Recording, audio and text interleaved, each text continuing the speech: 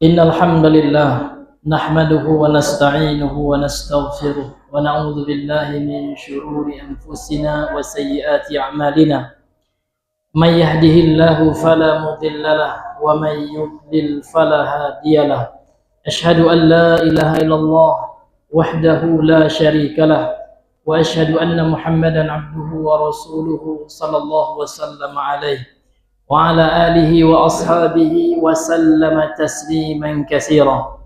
قال الله تعالى في القرآن الكريم: يا أيها الناس اتقوا ربكم الذي خلقكم من نفس واحدة وخلق منها زوجها وبث منهما رجالا كثيرا ونساء واتقوا الله الذي تساءلون به والأرحام إن الله كان عليكم رقيبا يا أيها الذين آمنوا اتقوا الله حق تقاته ولا تموتن إلا وأنتم مسلمون يا أيها الذين آمنوا اتقوا الله وقولوا قولا سديدا يصلح لكم أعمالكم ويغفر لكم ذنوبكم ومن يطع الله ورسوله فقد فاز فوزا عظيما أما بعد فإن أصدق الحديث كتاب الله وخير الهدى هدى محمد صلى الله عليه وسلم وشر الأمور محدثاتها وكل محدثة بدعة وكل بدعة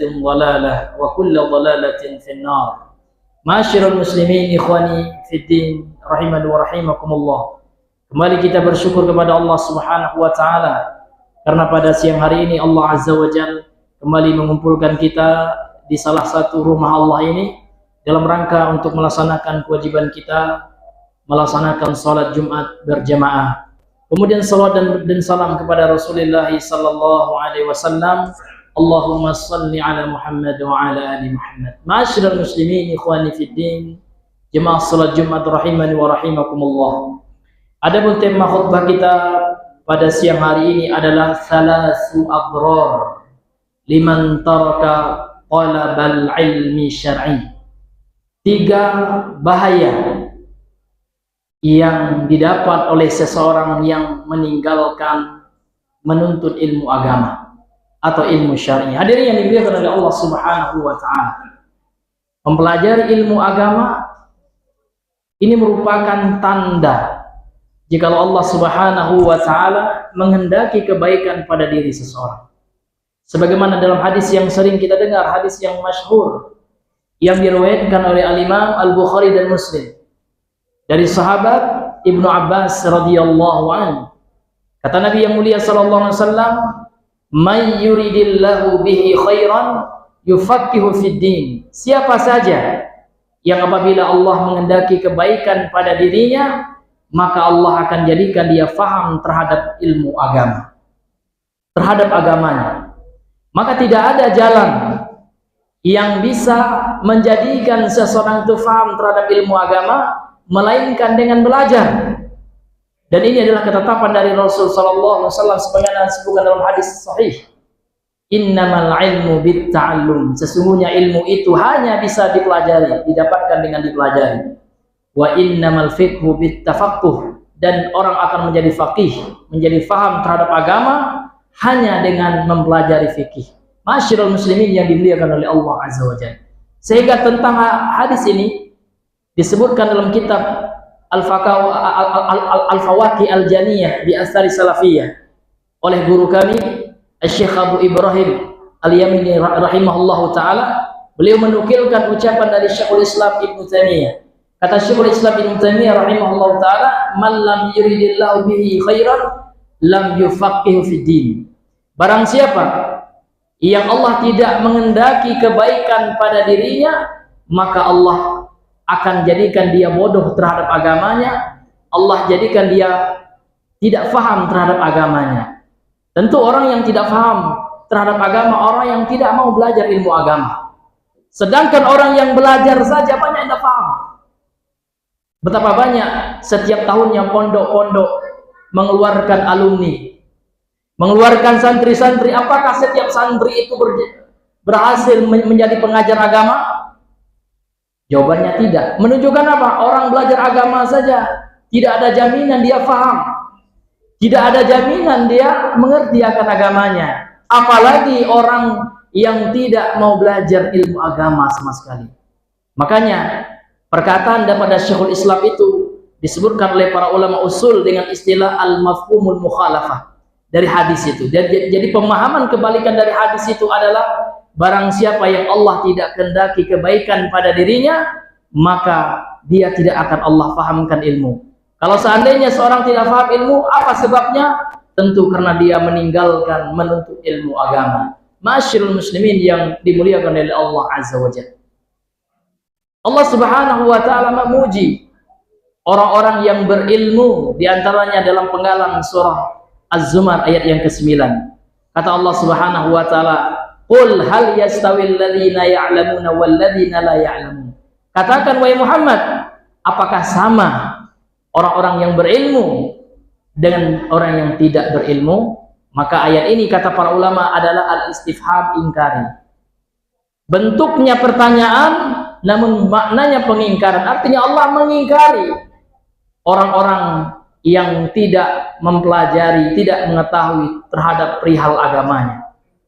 Kemudian hadirin yang dimuliakan oleh Allah Subhanahu wa taala, Allah juga mencela orang-orang yang hanya sibuk mempelajari ilmu dunia, hanya menghabiskan waktunya untuk mempelajari ilmu agama, dan mereka lalai terhadap ilmu akhirat. Sebagaimana disebutkan dalam surah Ar-Rum ayat yang ke-7. Ya'lamuna dhahiran minal hayati dunya wa hum 'anil akhirati hum ghafilun, kata Allah. Ya'lamuna dhahiran minal hayati dunya. Mereka hanya mengetahui perkara zahir, perkara yang tampak. Ilmu dunia saja yang mereka paham. Kalau ilmu kedokteran, Masya Allah, sangat diagungkan betul, seolah-olah itulah ilmu yang sebenarnya. Ya, seolah orang yang memiliki predikat dokter ataupun teknisi ataupun apalah dalam kehidupan dunia ini.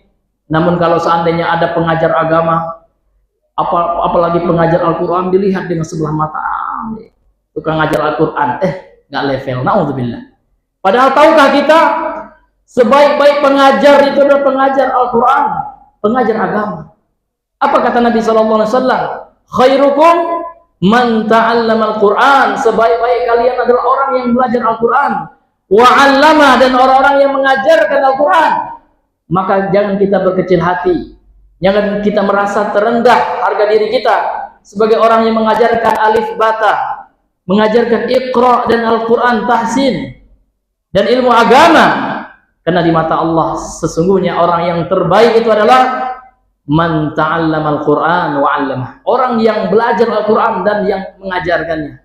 Bukan orang yang mengajarkan bahasa Inggris, bukan orang yang mengajarkan matematika, kata Nabi, tidak. Namun orang yang terbaik itu adalah orang yang belajar Al-Quran dan dia mengajarkannya. Subhanallah, hadirin yang dimuliakan oleh Allah Azza wa Jalla. Ma'asyiral muslimin yang dimuliakan oleh Allah Subhanahu wa taala.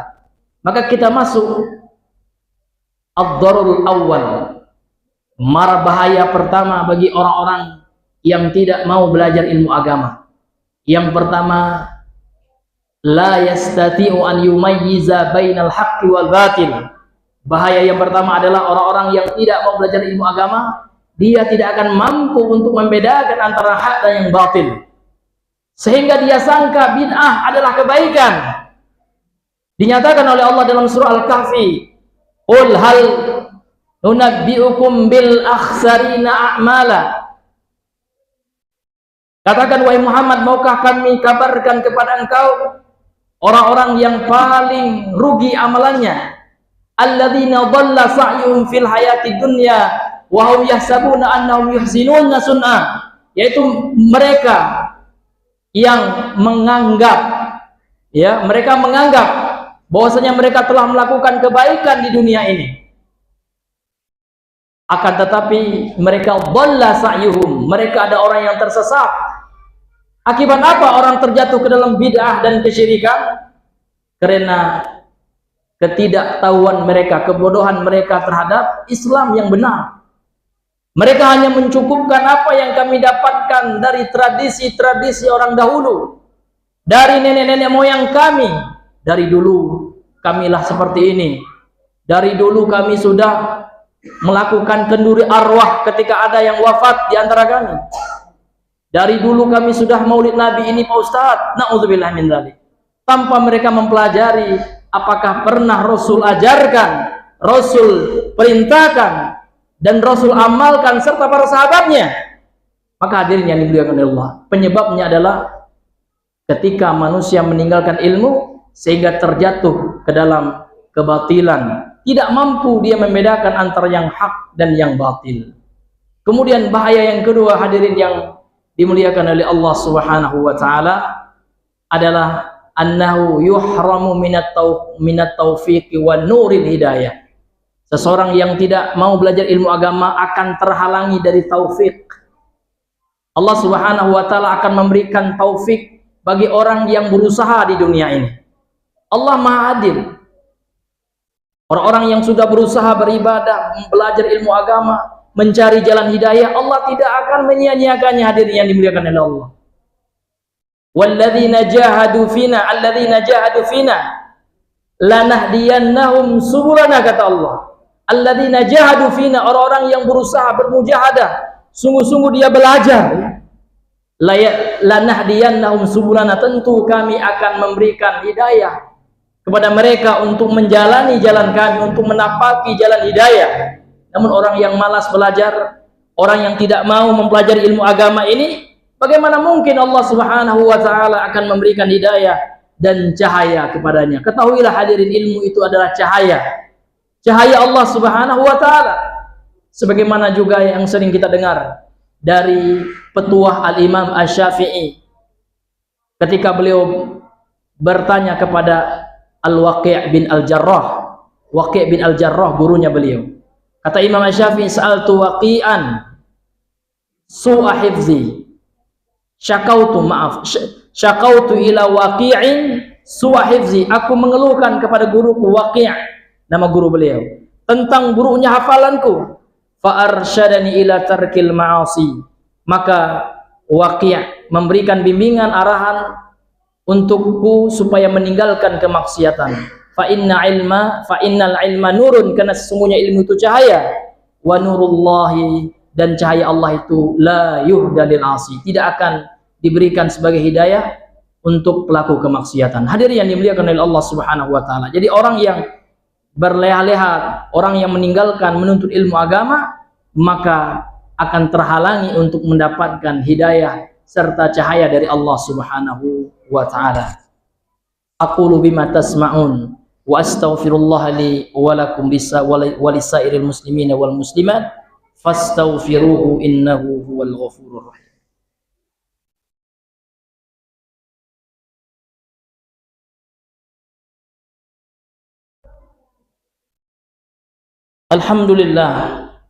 Alhamdulillahilladzi hadana li hada wa ma kunna linahtadiya laula an hadana Allah. Asyhadu an la ilaha illallah wahdahu la syarikalah wa asyhadu anna Muhammadan abduhu wa rasuluhu sallallahu wasallam alaihi wa ala alihi wa ashabihi wa sallama tasliman katsiran. Kemudian hadirin yang dimuliakan oleh Allah, ad-darurus salis, mara bahaya yang ketiga bagi orang-orang yang tidak bersemangat ataupun meninggalkan secara totalitas menuntut ilmu agama. Minimal 1 kali sepekan lah, pada siapapun, selama di atas manhaj yang benar, akidah Ahlussunnah wal Jamaah, maka kita bebas. Maka dalam Islam itu tidak ada yang namanya hizbiyah. Saya harus menuntut ilmu di organisasi itu saja, atau di yayasan itu saja, atau di komunitas, tidak ada, atau di ustadz itu saja, tidak ada. Dalam Islam itu kita diperintahkan untuk loyal di atas Al-Quran dan Sunnah, di atas manhaj salaf. Selama orang itu di atas Al-Quran dan Sunnah, terima. Selama yang dia gaungkan adalah manhaj Ahlus Sunnah, di atas pemahaman Rasul dan para sahabatnya, maka sudah sepantasnya kita mengambil ilmu dari mereka. Jangan kita fanatik dan ta'assub. Pak Ustadz, ada kesalahannya Ustadz itu. Naam, manusia tidak ada yang maksum. Kalau antum ingin belajar dengan ustadz yang maksum, maka hanya Rasul saja yang layak menjadi guru kita, hanya malaikat saja. Namun selama itu manusia, pasti ada salah dan kekurangannya. Selama dia ustadz saja, manusia, ada salah dan kekurangannya, hadirin yang dimuliakan oleh Allah. Namun ya, kita harus ada dalam diri kita semangat dalam menuntut ilmu, karena menuntut ilmu ini ada jihad fisabilillah. Kalaupun kita mati dalam menuntut ilmu ini, hadirin yang dimuliakan oleh Allah, insya Allah itu terhitung berjihad di jalan Allah Subhanahu wa taala. Fisabilillah, bahwasanya kita berada di jalan Allah Subhanahu wa taala. Jadi kita masuk yang mara bahaya yang ketiga adalah la yu'tilahu at-tashil lidukhulil jannah. Tidak diberikan baginya kemudahan untuk masuk surga. Subhanallah. Jadi dalam kehidupan ini, hadirin yang dimuliakan oleh Allah, kita punya cita-cita, Cita-cita kita bukan dunia, karena dunia ini bukan untuk kita. Dunia ini akan kita tinggalkan. Sekaya-kaya apapun orangnya, sesehat-sehat apapun dia, walaupun setiap hari dia olahraga, ngangkat besi setiap hari, bahkan setiap menit mungkin. Namun ingat, ketika ajal dah datang, mau tidak mau, suka tidak suka, dia harus meninggalkan dunia ini. Karena masa depan kita yang sebenarnya bukan dunia. Masa depan kita semua adalah akhirat. Ketika Allah selamatkan kita dari neraka dan Allah masukkan kita ke dalam surga, maka itulah kesenangan, itulah cita-cita kita. Dan yang paling tertinggi dari itu semua adalah an-nadhar ila wajhillahil karim, melihat kepada wajah Allah yang mulia. Maka di antara sebab seseorang mendapatkan kemudahan kelak untuk menuju surga, Allah mudahkan jalannya menuju surga kelak di akhirat, ternyata disebutkan oleh Nabi, menuntut ilmu agama. Sebagaimana hadis yang masyhur yang sering kita dengar, man salaka tariqan, kata Rasul, barang siapa yang menempuh satu jalan, yaltamisu fi ilman, dalam rangka untuk mempelajari ilmu, sahalallahu lahu bihi tariqan ilal jannah. Subhanallah, kelak di akhirat Allah akan mudahkan jalannya menuju surganya Allah. Jadi tujuan kita menuntut ilmu ini tidak hanya semata-mata untuk mendapatkan kebaikan, untuk meninggalkan kebodohan, diangkat kebodohan kita, tidak. Namun di antara tujuan kita menuntut ilmu, di antaranya adalah untuk mendapatkan kemudahan meraih surganya Allah Subhanahu wa taala. Jadi Nabi telah memberikan motivasi yang berharga bagi kita semua. Kalau kita ingin dimudahkan jalan kita di surga, maka niatkan ikhlas karena Allah ketika kita menuntut ilmu agama. Masyaallah muslimin yang dimuliakan oleh Allah Subhanahu wa taala, mudah-mudahan Allah Subhanahu wa taala memberikan kepada kita semangat, ghirah, dan Allah jauhkan kita futur yang menyebabkan kita malas dan tidak bersemangat dalam menuntut ilmu agama. Masyaallah muslimin yang dimuliakan oleh Allah Subhanahu wa taala, marilah kita memperbanyak salawat di hari yang berkah ini, insyaallah hari Jumat ini, sebagaimana Allah Subhanahu wa taala memerintahkan kita untuk bersalawat kepada Rasulnya. Innallaha wa malaikatahu yusalluna 'alan nabi ya ayyuhalladzina amanu sallu 'alaihi wa sallimu taslima. Allahumma salli 'ala Muhammad wa 'ala ali Muhammad kama shallaita 'ala Ibrahim wa 'ala ali Ibrahim innaka Hamidum Majid. Wa barik 'ala Muhammad wa 'ala ali Muhammad kama barakta 'ala Ibrahim wa 'ala ali Ibrahim innaka Hamidum Majid. Allahumma ighfir lil muslimina wal muslimat wal mu'minina wal mu'minat al ahya'i minhu wal amwat innaka qaribun mujibu da'awat ya Allah ya qadiyal hajat. Rabbana dhalamna anfusana wa illam taghfir lana wa tarhamna lanakunanna minal khasirin. Rabbana ighfir lana wa liwalidina warhamhuma kama rabbawna saghira. Allahumma arhamna birahmatika ya Allah. Allahumma arhamna, Allahumma arham kullana ya Allah ya arhamar rahimin. Allahumma inna nas'alukal huda wat tuqa wal afafa wal ghina. Allahumma inna nas'aluka ilman nafi'an wa rizqan thayyiban wa amalan mutaqabbala. Allahumma a'izzal islam wal muslimin. Allahumma a'izzal islam wal muslimin. Allahumma a'izzal islam wal muslimin. Allahumma hdi Allahumma hdi amirana wa ulata umurina ya Allah ya hadi ya Allah ya hadi ila sabilir rasyad. Allahumma hdi raisana, Allahumma hdi raisa jumhurina, ya Allah rahmati presiden kita Bapak Prabowo Subianto kepada jalanmu yang lurus. Allahumma hdihim li tahqiqi syariatika, beri dia petunjuk ya Allah untuk menjalankan syariatmu. Kemudian wahfadhu, dan jagalah dia min kulli su'in wa makruh, dari segala keburukan dan kejelekan yang tidak disukainya.